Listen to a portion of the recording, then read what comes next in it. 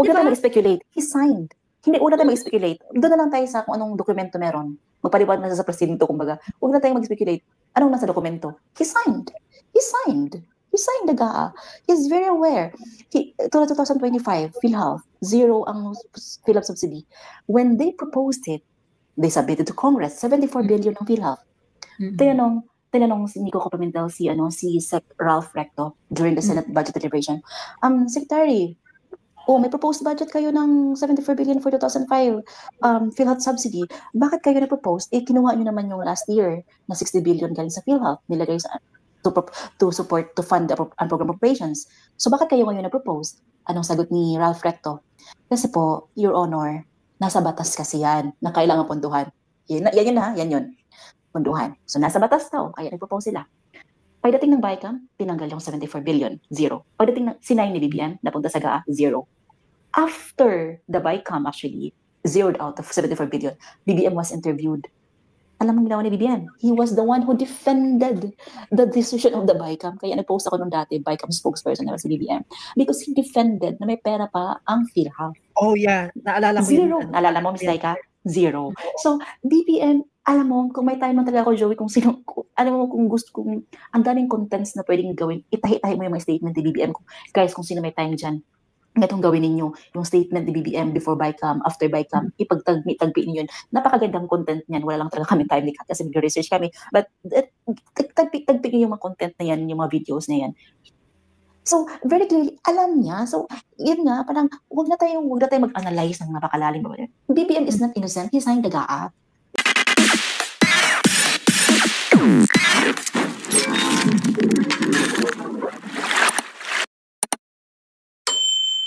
Diba?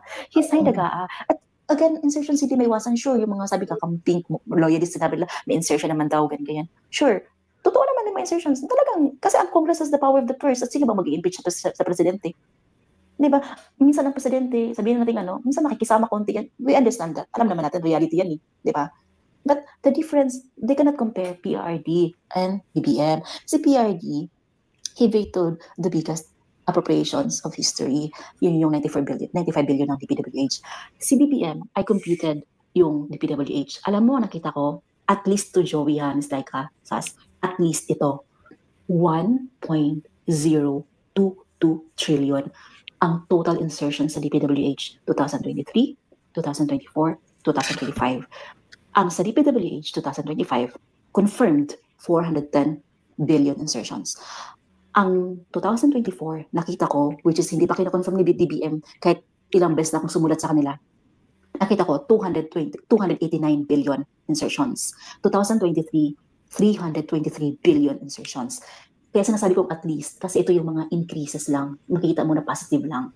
Pero as I have mentioned earlier, maraming galaw dyan, diba? Dagdag bawas. So, hindi pa yan siguro ang totoong insertion na amount.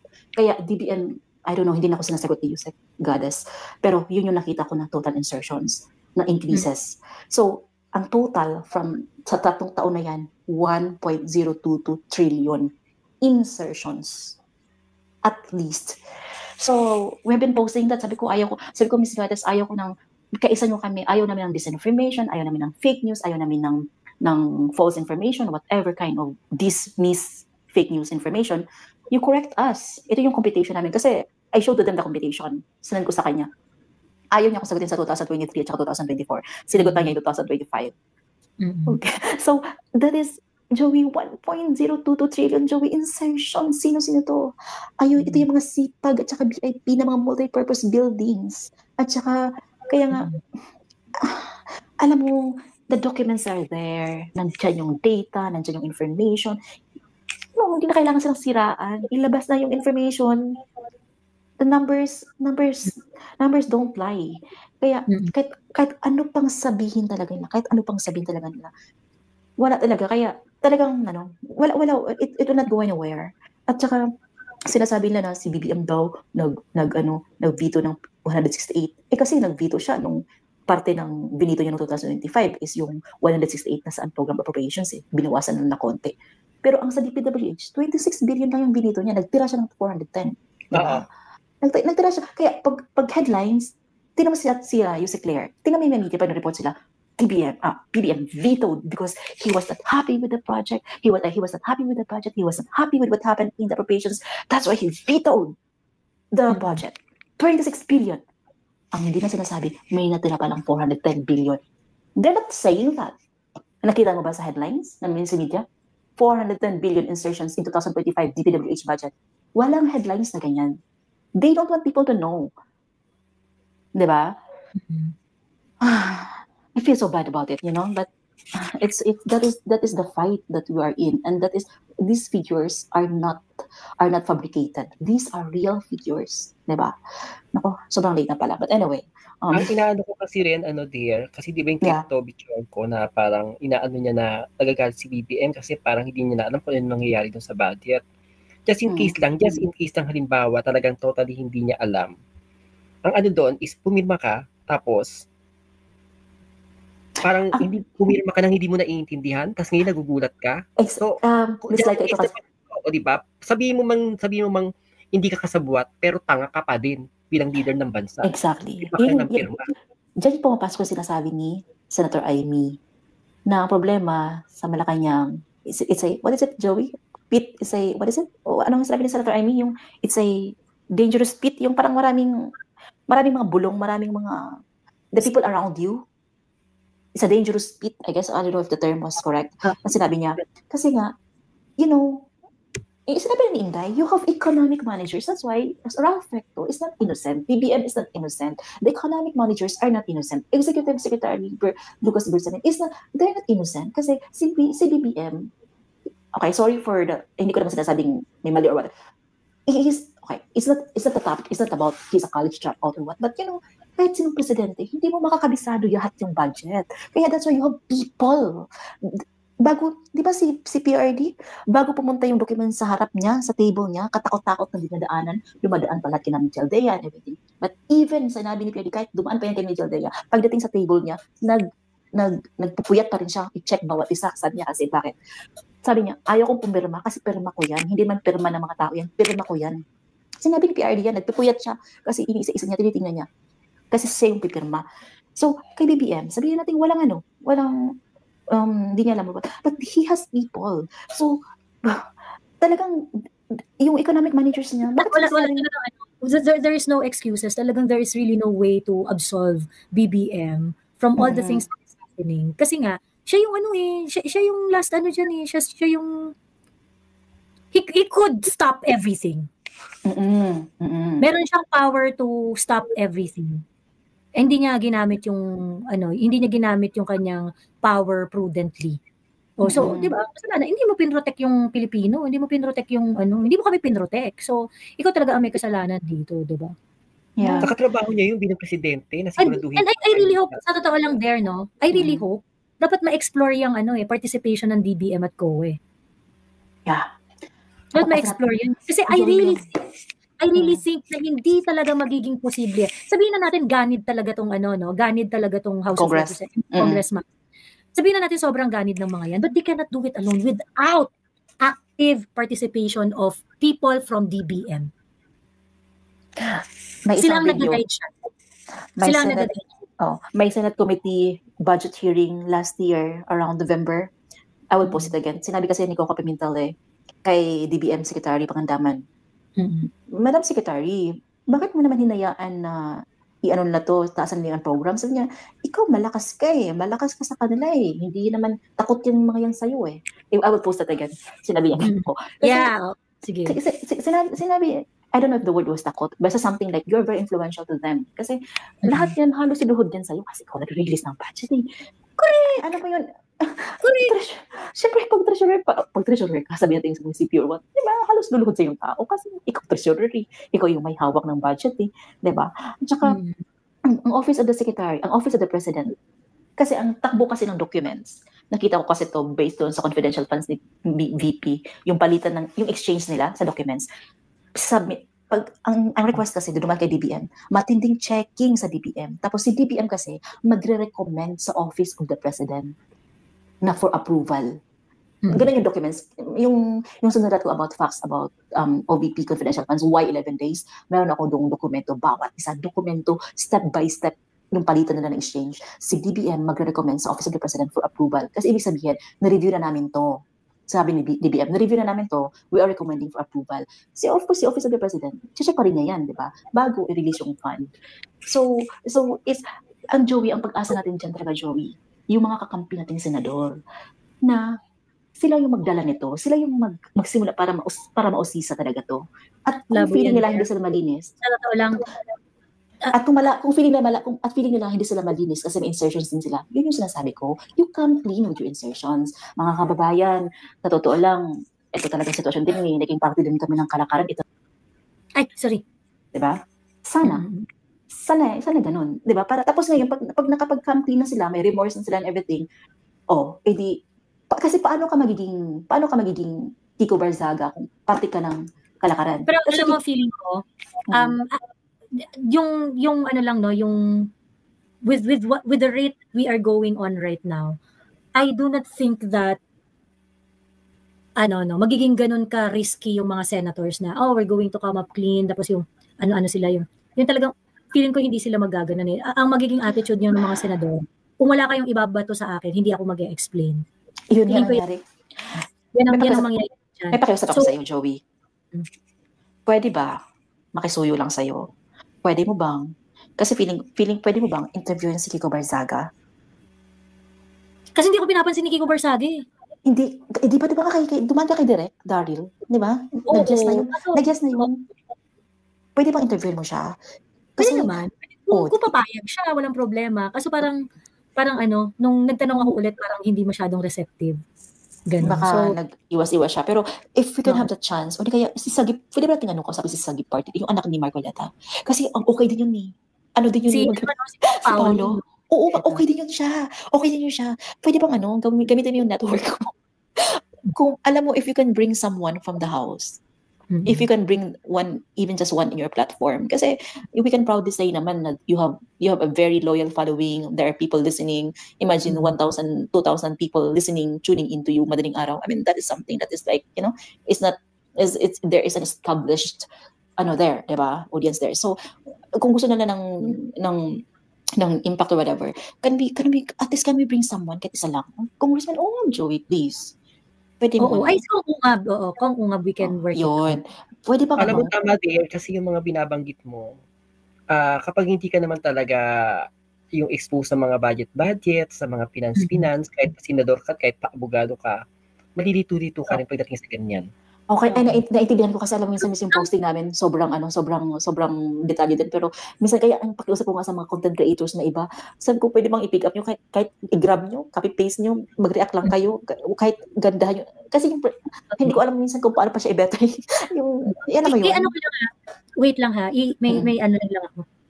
I don't think the senators are going to parang yung parang all of a sudden they're going to come clean and parang mag-aamin sila sa lahat ng kasalanan nila or whatsoever, ganyan. I don't think gagawin nila yun. Kaya ang suggestion ko is, ganito ang gawin ng mga senador. Okay, magsama-sama kayo. Alam naman naming lahat, meron kayong mga kasalanan. Pero, hainan nyo kami ng mga ulong tugot galing sa executive at sa House of Representative. Para at the time na magkakaaminan tayo ng mga kasalanan ninyo, at least you have accomplishment report kung sino yung mga pinugot nyong ulo. And at that point, di ba? And at that point, it is easier for them to tell everyone na kasi kami, ganito ang ginawa namin. Ito yung mga hakbang na ginawa namin. O ganito yung pag-justify namin, ganito yung pagkakeme-keme namin or whatsoever. And at that point, it would be easier for this politician to admit kung ano yung mga kalakaran na nag-participate sila. Ganon.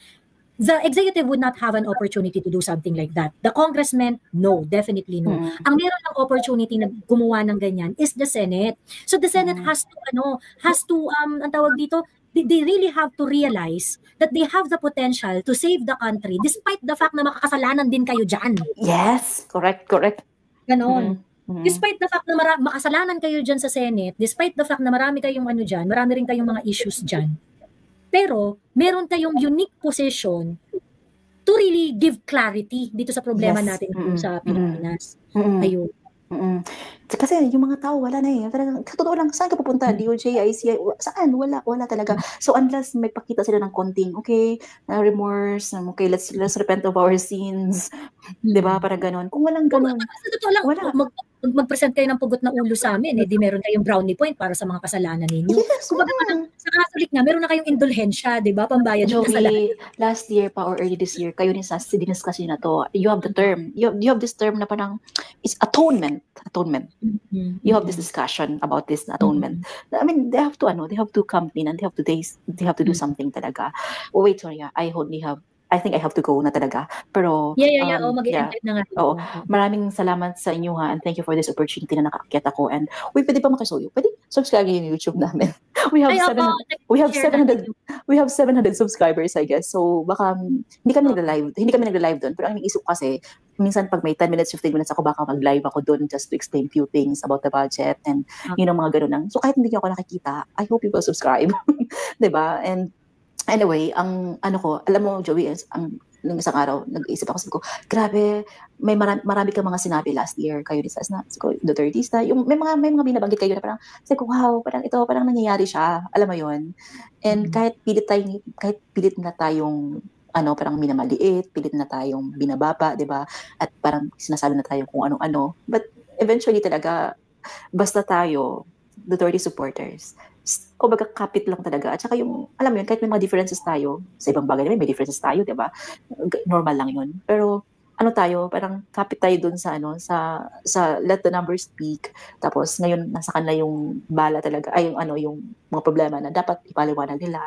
At walang flood control si Inday Sara, di ba? Hindi po may si Sara sa GAA, di ba? So, I think, it's not that, parang, I think we should continue to really speak up. And iba-iba naman yung contributions natin, di ba? Parang on our part, ito yung ginagawa namin. Kasi ito yung parang tingin namin, we are not experts, pero we're just using common sense.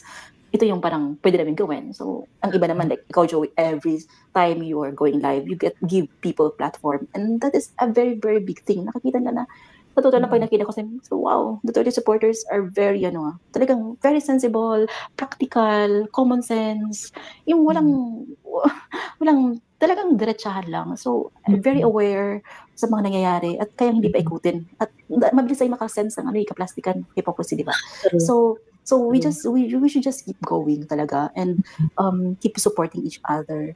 At saka yung mga totoong sumusuporta talaga sa Duterte legacy, makikita yun naman yun. So may mga noises, alam nyo na rin yun. So, ang importante lang is, huwag tayo masyadong magpa-apekto, kumbaga. And, at saka, everything is malalahat pwede mang labanan eh. Pero, the narrative of the pinks and the dilaws, and the reds, talagang, we will crush them talaga. In terms of facts lang and truth, kumbaga yung sinasabi nila, di ba? But we just have to continue to speak up and continue supporting each other.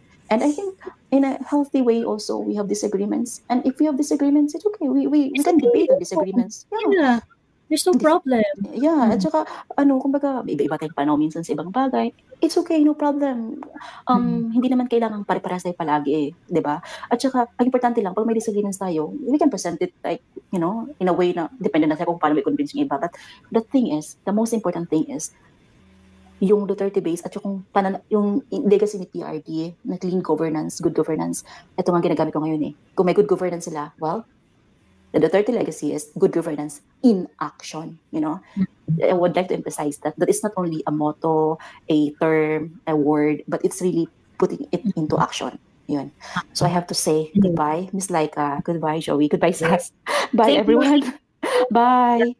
Oo, good night there. Good night. Shoutout lang si Jay Guevara, nandito pala si Jay Guevara nanonood. Hi, Sir Jay Guevara. Meron siyang expose eh. Pinost niya yung bayaran ng mga vloggers, ng mga BBM vloggers na ang tawag dito. Yan, protect lang daw sila kay BBM at saka kay Martin.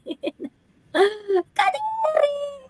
Sobrang kadiri. Tangina talaga nito. Tapos sila pa talaga yung mga kuda ng kuda about DDS being bayaran. Diyos ko. Anyway, ayun. Bye there. Maraming salamat. Ayan, wala na siya. Bumaba na siya. Ayan. Mami Laika, meron lang akong before tayo mag-end live. before tayo mag-end live, meron lang akong papakita. Kasi nagsasagutan tong si Jan Suwing at saka tong si Nika Gadi. Si Nika Gadi talaga parang she rubs me the wrong way talaga. sobrang potential. Ano yan? Ano yung... Teka, simulan ko lang dun sa, ang tawag dito? Simulan ko lang dun sa kembot ni John Reiter. Kasi ito si John Reiter, may post siya. Teka, asa na ba yung post?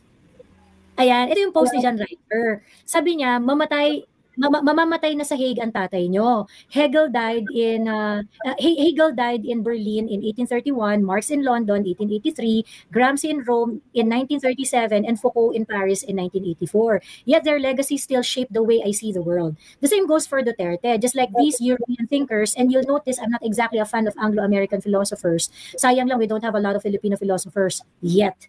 Dutertismo will continue to shape generations of Filipinos to come. I only wish Digong would write something during his imprisonment to be published later. Just like Ramsey's prison notebooks smuggled out after Mussolini threw him in prison. So ngayon, si Nika Gadi, minak niya tong tong post na to ni John Reiter. Sabi niya, then publish it in National Bookstore na para bang Precious Heart Romances yung style para mas malapit sa proletariat. Ganyan. Ayun, paano siya talaga, obviously, mami, yung takbo ng utak ni nung Nika Gadi, kaya ang pang pocket books. Parang wala nang magagawa yung mga yung magbabasa muna akong pocketbook. Putang ina mo, Nika Gadi. So ngayon, to mock the Duterte supporters, kasi talagang parang Nika Gadi is saying that Duterte is not capable of offering vision to the Filipino people. Ganun yung niya, na parang hindi pang Precious Heart ka lang, pang romance novel ka lang, ganyan. And this is why I hate Nika Gadi's guts, kasi parang ang lala nitong ating to, parang antindi mo parang So are you saying that PRRD is not capable to offer a philosophical kind of a philosophical level of ideations, ganyan. Diba? Tapos parang talagang when Rodrigo Duterte met power, it wasn't just politics, it was destiny. Yung parang talagang mocking talaga na parang sige, lagay niyo sa Precious Heart Romance. Yung parang as if walang, kumbaga parang sinasabi niya dito na mga bibili lang yan mga geologs, ganyan. Pagkatapos ganyan lang ako kwento, romansahin niyo lang yung kwento niya, hindi naman yan totoo. I mean, why would you prejudge people who understand? Kung nakikinig ka man ni Kagadi, putang ina mo. Yung kachipan mo na ganyan, na ginawa mo, it only shows na ikaw yung gawain mo yan kasi alam mo eh. Grabe, no? Talagang parang hindi kayang mag-provide ng vision ni PRRD, ganyan. Pang lang yan, pang Precious Heart Romance lang yan. Anong vision sa buhay ni Kagadi? Anong vision niya sa buhay? Anong vision yung 4 times 40 equals 1/6? Diyos me. Anong babaeng yan? Ang kapal ng mukha. Ayun. Parang how can you trust this kind of person na para bagang ang ibang mga tao na hindi niya kasundo sa politics ay walang kakayahan na mag-offer ng vision sa kapwa niya Pilipino? Diba? I mean, Nika, ikaw nga tinotolerate namin kahit ka-plastic kanyang ino-offer mo eh. Ka-plastic ka na walang kwenta. Oo. Gumanyan ka-level ka na ni Sas. Alam mo yung message yung mga pinagsasabi at may substance. Oo. Sobrang pretentious talaga to ni Nika Gadi. Sobrang pretentious talaga. Ano ba pinag-aralan nito ni Nika Gadi? Sino ba yan? Kasi sabi ni Sas parang fashion daw yan eh. Daughter ni Rita Gadi. Okay. So mayroon tong loyalist underpinning. Ayun. Daughter ni? Ma'am Joey, samahan mo ako sa Baker Slim sa October 9 dyan, sabi ni Don Mar. Sige. Studying law daw, sabi ni Claire Trias. Okay. Saan siya naglolo? Nakapag-soksay lang, sabi ni Patricia Castañeda. Pero di ba parang, tama ba yung pagkakaintindi ko na nag-PhD student siya sa Poli-Sci. No, Gadi siya. Rita Gadi, isa lang ang D. Okay. So, not related. Not related kay Rita Gadi. Ayun. So, anyway, ganito yan. Ang tawag dito. Ganito yan, Nika. Wala kang karapatan na magsabi na certain people can only think of, can only, parang philosophize at a certain level. I'm sure ang balik niya dyan, wala naman ako sinabi, hindi ko naman minaliit, ganyan. Parang Bex, walang philosophical book na pinublish sa gamit ang Precious Hearts. Or yung parang, yung, hindi ka bumibili ng Precious Hearts because you wanted to, you wanted to cultivate your mind about certain ideations. So para ikahon mo na hindi, Dutertismo hanggang Precious Hearts romance lang yan. 'Di ba? Na-trigger kasi sila sa pic na shinare ni Jan na may commie na naka-MacBook sa bundok, sabi ni Jim. Okay. Okay. Kasi parang nga rin, rampage din si, ngayon eh, naka-rampage din si, ang pangalan nito? Si Jan Writer. Ang dami rin niya inaaway today. Ayan. So yun. Akala ko si Kaki Pangilinan. Hindi. Ayun. So ganyan siya. Parang ang dating niya sa akin Kaki Pangilinan. May pagka-Kaki Pangilinan. Yung para bagang, sila yung pinakamataas na uri na, ng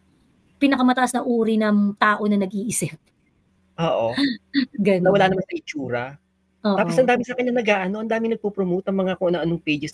Sino sinika, ganyan. Ito yung dapat parang, bakit pinapasikat tong bakit pinagpapasikat ng palaka? Ano yan? True. Grabe, no? Ayun. Bakit di ko makita post niya? Sabi ni Bachuchay, baka baka binlock ka na. Kasi kapag ka Duterte supporters, at saka pagka kinukontra mo siya sa page niya, nambablock siya. Ganon. Ayun. Ano yung niya? Ang tawag dito? Sobrang pretentious. Sobra talagang pretentious. Ganon. Yung mga pa-vision pa siyang nalalaman, nakala mo naman may vision na siyang iambag sa Pilipinas. Hindi, yung niya, yung pinopromote niya, yung kayumanggi, yung mga ganon, yung parang, para maging kayumanggi daw, dapat ang tawag dito, kayumanggi, teka lang. Ano yung niya? Lagi na-card sa kanya si Kiko Barsaga. Oo nga. Na-note ko rin yan na parang, bakit ina-heart ni Kiko Barsaga? Kayong Manggi, Nika. Sa kanya, si JB Puntok din. Naka-heart lagi sa kanya. Sino ba itong Nika Gadi na? Hindi kasi siya, ang tawag dito, sensible naman yung mga contents niya. Yung kapag kunwari nire-recite niya yung whatever it is na nabasa niya, yung mga ganyan-ganyan echos, yung mga ganun, sensible naman. It's just that, parang meron akong mga naaamoy na meron siyang mga, kasi yung mga post niya may condescending sa mga Duterte supporters. Ayun, kagaya nito, i-share ko lang ha. And hindi ko talaga feel yung POV niya. Sabi niya ganito, ito yung post niya. The DDS are not the majority, nor are the Marcos loyalists and pinks. According to this recent survey, it's the Filipinos who don't have color in politics. That's why their propagandists are working overtime. And that's why they don't want you to know. Sabi niya ganon. Ang tawag dito, taga-suporta ng mga Duterte 29, 19. So ngayon, actually, this post of Nika Gadi saying na they are not the majority, ganyan. Okay, Bex, ganito kasi yan. Ang majority na tinutukoy dito is yung turnout mo sa eleksyon. Sa eleksyon, kung kunwari, meron kang 100 na voters, okay? Meron kang 100 na voters. Tapos, ang bumoto lang sa eleksyon is 50%. Okay? 50% lang. So, ibig sabihin, 50 lang yung bumoto. Okay? Yung 50 na bumoto, kung sino yung pinakamataas na boto dyan, okay, yun ang mananalo. Well, in the case of BBM, nung nakaraang election, naging majority winner siya. Kasi from that 50%, from that 50% of those who voted for him. Ganon. So, you have to define first, ano ba yung majority na tinutukoy dito? 'Di ba? Ano ba yung majority na tinutukoy dito? Kasi saying that the DDS is not the majority, kineme-kineme, is actually misleading. Ang talagang eklat ni Kagadi is it's the Filipinos who don't have color in politics, ganyan. Ito 36%.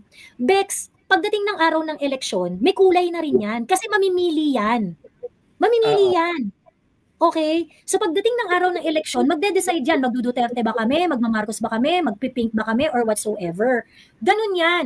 And you're also not taking into consideration that because DDS are actually very bullied, you are looking at 29% Duterte supporters who are okay in calling themselves Duterte supporters. Yung ibang mga Duterte supporters, okay, yung bumoboto lang ng Duterte pagka-eleksyon, after ng eleksyon, hindi nila sinasabi kung ano yung political affiliation nila. Why? Kasi nga binubuli ninyo. Hindi mo alam yon ni Kagadi? Hindi mo alam yon? And that is not reflective dito sa data na ito ng WRN. Okay? Kasi hindi naman nagre-reflect dyan kung ilan ba ang mga Duterte supporter na hindi inaamin na Duterte supporter siya dahil takot mabuli. It's not part of the questionnaire. Okay? It's not part of the questionnaire. So ngayon, every election, Duterte talaga ang pinipili. Okay? Duterte talaga ang pinipili. Yun ang sabi ng data ng eleksyon. Okay? So yung mga wala sa nabanggit mo na yan, okay? Yung wala sa nabanggit mo na yan, you are not their representative. Hindi ikaw ang representative ng mga yan. And I know what you are doing. You thought na yung kayumangging bullshit mo is something that you can shepherd. At ikaw yung magiging leader. Well, go ahead. Kung kaya mo. Wala kang pumipigil sa'yo eh. Saka may pagka-narcissist siya. May parang... Narcissist talaga. Yung feeling niya na siya ang magiging leader ng 36%. Oo, parang kapag ng mukha, parang may sinabi siya na na parang okay lang ako, i-perceive niyo akong savior kaysa naman magkaroon pa ng panibagong dynasty na parang, huy, ang piling mo naman. Yun yung pang pocketbook. Yun yung pang romance. Sabi ni Prof. Bato, what ni Kagadi doesn't understand is that surveys are snapshots in time. Also depends on methodology and reputation of the polling firm. Sabi ni So yun, so parang sabi ni Hale, I'd argue with Nika's numbers, but the election results since 2016 says she's wrong. Correct. Kasi nga, itong data na to, you cannot conclude, hindi kayo ang majority, hindi Kitty Marcos, mga wala sa nabanggit. So ngayon, ikaw yan? Ikaw yan, ni Kagadi? And you are, pagdating pa lang dito sa pag-analyze ng data, there is something innate that is, there's something innately wrong with your POV. Kasi parang, you tailor fit the data in order to make your cause legitimate. So, ikaw ang representative. So, yung 36% yan ang kayumanggi? So, yung 36% ikaw ang leader niyan? Anong feeling niya? Ano bang tatakbo bang magpupolitiko ba yan? Tatakbo ba yan? O anong pakala ng babaeng yan? I really think si Nika Gadi would have a slant come election time. So ngayon, as early as now, she is already working on it. Kaya hindi ako naniniwalang walang kulay to eh. Kasi magkakakulay ka. Pagdating ng election, magkakakulay ka, Nika Gadi. Magkakakulay ka. Ngayon, pag tamakbo yan, ikampin natin ang iboto. Oo. Ako wala akong problema na parang, sige, you call people to unite in order to fix the problem of the Philippines. I am okay with that. But you cannot shed the color of the people. Kung ako, Duterte supporter ako, you cannot push me na parang, hindi, dapat walang kulay. No! You cannot take that away from me. Pwede tayong magkaisa dito, pwede tayong tumingin sa problema ng Pilipinas without shedding my color. All you need to do is to be tolerant with my preference. Okay? And all you need to do and all you need from me is to be open enough para pakinggan yung point of view ninyo. Yun lang ang kailangan dyan. Hindi mo kailangan mag-shed ng color na parang, ay hindi, walang kulay, kayumanggi, ganyan-ganyan. Ang mga Duterte supporters na patunayan na time and again that we can actually listen and accept two opposing views. Time and again, the Duterte supporters, niyakap namin yung ibang mga bagay na not necessarily agree kami. Pero dahil reasonable, kaya naming maintindihan, kaya naming tanggapin. And that's all you need. If you are true to your call, na parang, ay hindi, dapat tayo manggita, wala tayong kulay, mga ganong bullshit. That is actually, that is actually being, that is actually another game for exclusivity. Hindi ka rin inclusive. You are just creating another color. So what do you think? Yung kayo manggi mo, walang kulay? No, you're just creating another color. Na kung saan ikaw ang yan. Tingin ko sponsored yan. Sponsored talaga yan. Oo, kasi I'm very sure meron yung political sa pagdating ng election, meron yung ipupush. Kasi tinignan ko yung ko siya sa FB, sinearch ko. Ang unang lumabas, iba't ibang pages na pinopromote siya. Hindi mismo FB niya. Kumbaga iba't ibang pages na pinopromote siya. Tapos may mga pages na pinopromote siya pero bawal mag-comment. Oo. So, tingin ko yan, may backer yan. Talagang pinapabango para papatakit. And I think, sa akin naman, sige, promote ka na yung promote. Kung merong mariniwala sa iyo, wala tayong magagawa doon. Naniwala sila sa iyo. It's just for me, hindi ko talaga siya masakyan. Kasi kagaya niya, parang sinasabi niya, walang kulay. But you are promoting Kakaywanggi. That's another color. And you are saying that color doesn't belong to any political kinembot. No, you are creating your political base. Diba? You are creating your own political base. So, ibig sabihin, wala ka rin pinagkaiba doon sa mga Duterte supporters, pink, yellow, at kung ano-ano pang mga color. Alam mo, yun lang yun. Naiirita ako sa mga ganyan, yung mga yan, para magkaroon ng traction, magkaroon ng clout, ginagamit nila yung Duterte. Alam mo, yung sisiraan nila para, syempre, alam mo naman yung parang Pinoy bait, ito naman mga DDS bait, na aawayin mo Duterte kasi alam mo, mapapansin ka. Sisikat ka pag inaaway mo Duterte. So, yun. Parang inaaway nyo pero ginagamit nyo, kapal ng mukha nyo. Gumawa kayo ng something na ikakasikat nyo, hindi yung gumagamit kayo ng Oo. Ayun. Pretentious kasi popularity ng mga Duterte. Oo. Sabi niya, pretentious kasi walang color daw pero leaning sa kakampuet. Sabi ni Claire Trias. Kasi pink talaga yan. Pero sinasabi niya, I am not pink, ganyan-ganyan. Okay, fine, ganyan-ganyan. Hindi ka pink, hindi ka Hindi kasi sinasabi mo, hindi ka pink, hindi ka. I think, ang ginagawa niya ni Nika Gadi is, tinatry nga niya na gumawa ng kanyang political support base. O yung kayumanggi bullshit niya. Ganon. But, you don't do anything in order to to synthesize the Filipino aspirations.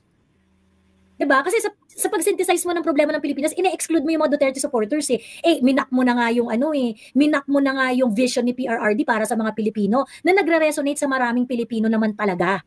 'Di ba? But you are excluding that. So ibig sabihin, whatever that you are creating, Nika Gadi, is actually not inclusive.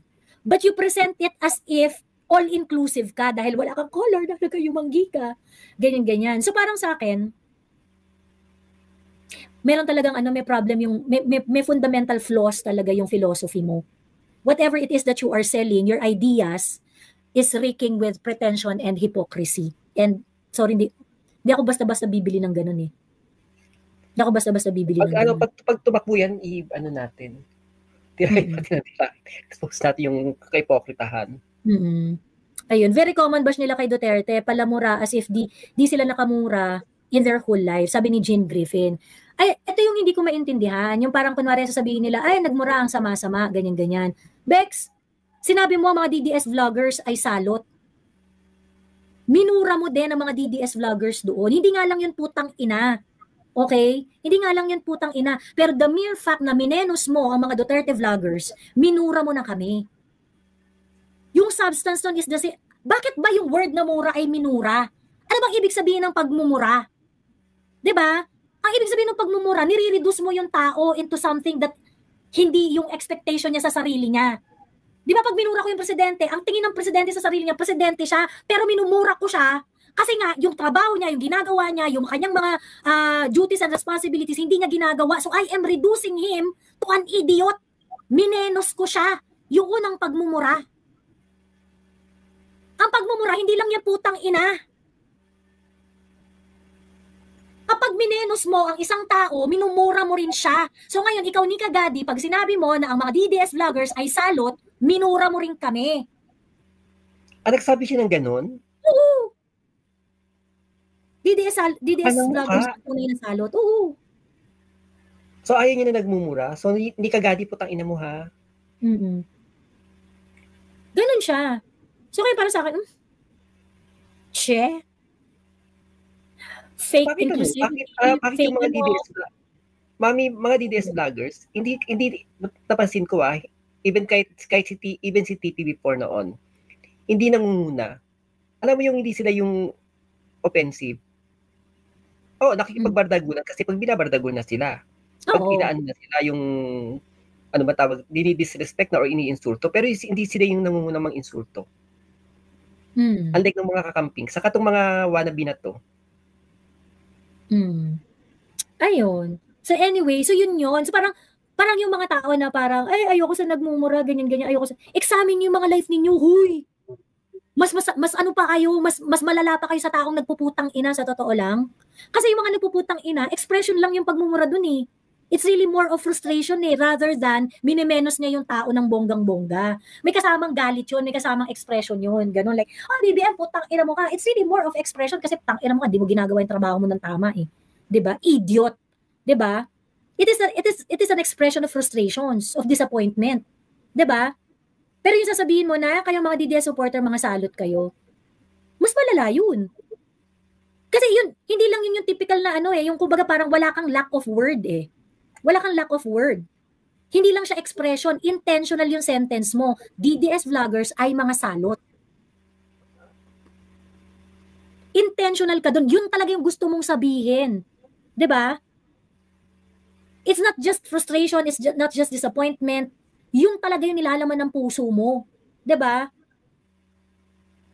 Kasi yung pagmumura, anti-Claire po, ina kang bobo mo, ganyan. May pagka-vague pa yan eh. Yung parang nainis ka na lang talaga, parang hindi mo na lang ma-articulate yung sarili mo, visit to, ganyan. And it is a mura. Yeah, it's still a mura. Pero, yung pagsasalitaan ninyo nang hindi maganda sa ibang tao na wala kayong basihan, at minimenos-menos nyo sila, at dinidisrespect nyo sila ng diretsyo, mura din yun, bakla. Mura din yun. Ayan. Okay, meron akong kwentong barangay. O sige na, mag-end live na tayo. Ayan, gising pa kayo, Joey, share ko lang yung mom ko, kakamping, naging pro-BBM na. Nag-comment siya sa isang picture nung pumunta siya dito sa Cebu. Pag di pupunta ang Pangulo, hinahanap ang Pangulo. Talaga siya, nalalungkot naman, di kayo nag-aaway ng nanay mo. Tsagain mo yung nanay mo. Ayun. Sabi ni Monet Pastrana, kahit anong dada nila sa paninira sa mga Duterte, hanggat hindi nila napapantayan ng Davao City, hindi nila masisira ang Duterte sa akin when it comes to public service. Correct. Yan nga putang ina has never been a mura. But during the 30 time, all of a sudden, it's an ick. True. Ayun. Okay. One of their negative impression pa, yung godless daw si PRRD dahil he cursed God, saying God is stupid. Pero karamihan ng kakamping atheist, di nila alam yung term na expression. True. Alam mo, isa yan sa, pag may mga gumaganyan, tumatahimik ka kasi parang ang bobo nyo. Hindi nyo, kahit pa ulit-ulitin yung video ni Duterte, hindi siya diretsong nagmura sa, kumbaga hindi niya minura yung Diyos. Ang minumura niya, kung yan ang Diyos mo, di putang ina yung Diyos mo. Diba? Grabe, no? Ayun. Anti-Sara mom ko, sabi ni Sean. Talaga ba? Anti-Sara? Pero actually na-realize ko, marami rin tao sa paligid ko na anti-Sara. But it's only because they were misinformed. Kasi yung pinagagalingan nila ng galit nila, yung confidential funds nga, hindi nila naintindihan. Ayun. So anyway, siya magkukwentong barangay na ako. Mamilay ka, mag-last words ka na before ako magkwentong barangay. Yun lang. Medyo yung mga tawag dito, medyo panay-panay ang banat ngayon ng mga kakamping kay Sara dahil nakikita nilang medyo marami ng may disgusto sa current admin. Kaya ngayon, binabanatan nila si Sara. Kumbaga, pini-preempt na. So, maging lang tayo. Huwag tayong pumayag. Banatan natin yung BBM admin dahil alam naman natin yung corruption sa flood control at yung mga nangyayari ngayon. Pero huwag natin kalimutan yung mga ipis sa paligid. Puksain pa rin natin yung mga kakamping. Yun lang. Tawag dito, well, pushback. It's really more of pushing back Kasi hindi nila tayo tatantanan Nakita niyo yung kanina, yung bago ako nag-start ng live, no? Grabe talaga yung nila. Gusto nila puksain tayo. So ngayon, pag hindi tayo magpo-pushback, mapupuksa nila tayo. Ganon. Ayun. Yun lang. Ayun. Okay. Thank you, Mami Laika. Ayan. Ibababa na kita ha. Bago ako magkwento barangay. Wala na si Sas. Tulog na yan. Tulog na to. Ayan. Okay, good night, Mami Laika. Ayan. Ito ang kwentong barangay ko. Dalawa ang kwentong barangay ko ngayong gabi. Ayan. Yung isa kong kwentong barangay ay ito, okay? Itong si Jutorni, meron kasing Jutorni sa barangay namin. Ayan. Meron Jutorni dito sa barangay namin. Pagkatapos, itong Jutorni na to, may mga kaibigan siyang mga kuliglig. Yung mga maiingay maiingay kapag kunwari nasasaktan yung mga amo nila. Biglang nag-iingay itong mga to. Ayan. Ngayon itong Jutorni na to, hindi masyadong sikat tong Jutorni na to eh. Hindi siya masyadong sikat. Ganon. Pero may nagtatanong na parang, itong Jutorni na to, parang barkada niya tong mga kinembot na to. Tong mga kuliglig. And ako, alam ko kung bakit barkada niya yung mga kuliglig. Meron akong fair understanding why. Pero nagulat na lang ako na ito pala ay estapador. Mahilig pala sa tapa. Mahilig pala to sa tapa tong si... Sorry. Hindi pala Sa barangay namin, meron siyang dalawang ninakawan ng tapa. Kasi, dahil nga Jutorni siya, merong pinagawa sa kanya yung isang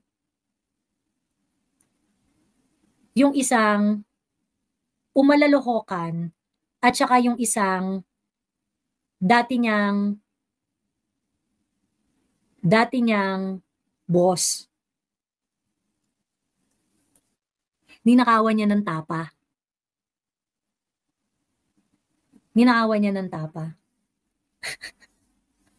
Tapos, yung umalalahokan na ninakawan niya ng tapa, yung favorite niyo pa na umalalahokan. Ay, ang hirap. Mahirap tong kwentong barangay ko na to. Mahirap to. Ayan. Pero tapos na. Yun na yung kwentong barangay ko. So ngayon, itong si Jutorni na to, alam nyo na kung bakit siya close doon sa mga kuliglig. Yun lang yung point ko doon. Ito umalalahokan na to is your favorite umalalahokan na sa makabilang bahay. Nasa makabilang bahay. Ayan. So, meron siyang sakit sa tapa. Kasi mahilig siya sa tapa. Ayan. So, birds of the same feather, flock together. So, that's the first one, okay? That's the first one. The second one is, okay, the second kwentong barangay is, mayroong isang mahinhin na dalaga doon sa barangay namin.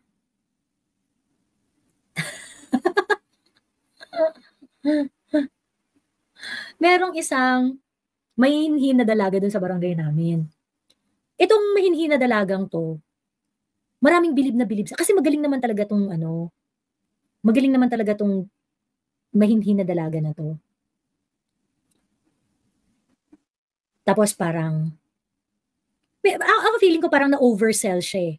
Na-oversell siya nung pinagkatiwalaan siya ni Hello Kitty. Ayan. So ngayon, yung maraming nagtataka dun sa kanyang rise to power. Ganon.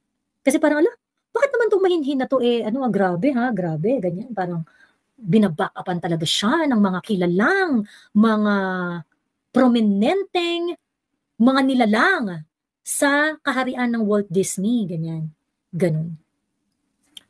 Ayun pala, ang chismis dito sa kanya. Kaya pala niya narating ang kanyang mga narating sa buhay dahil siya ay mahinhindutin. Ayun. So, even before ng panahon ni Hello Kitty, meron na rin siyang hinindot na ibang mga powerful na mga nilalang. Tapos, etong panahon ni Hello Kitty, yung kanyang hinindutin ay isang respetadong nilalang sa larangan ng pera. Sa larangan ng pera. Ayun. So, kaya, naisip ko, kung ganun yung kanyang rise to power, so hindi talaga siya makukonsensya na gawin niya yung mga nagawa niya ngayon.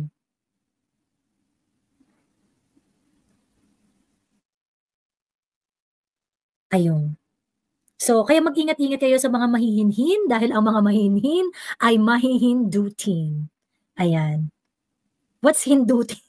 Sabi ni Ria. Malantod. Alam mo yung malantod? Makire. Mahindutin. Malantod, makire. Mahindutin. Ayun. Ay.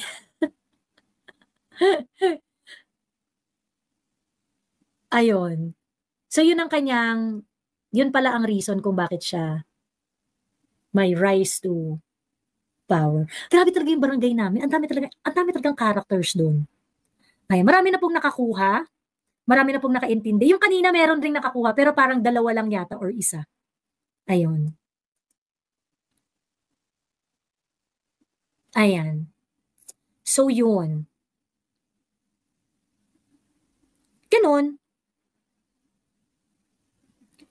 Mahindutin Gabi, Makati. Ayan, may mga nakakuha na, may mga hindi pa rin nakakakuha, pero yun ang dyan, yun ang nakakaloka. Pero, ang sa akin kasi, kung ano man yung nagawa niya ngayon, hindi ko siya mapapatawad dun. Hindi ko siya mapapatawad. Ayun lang. Anyway, siya, sige na, end live na tayo. Maraming salamat.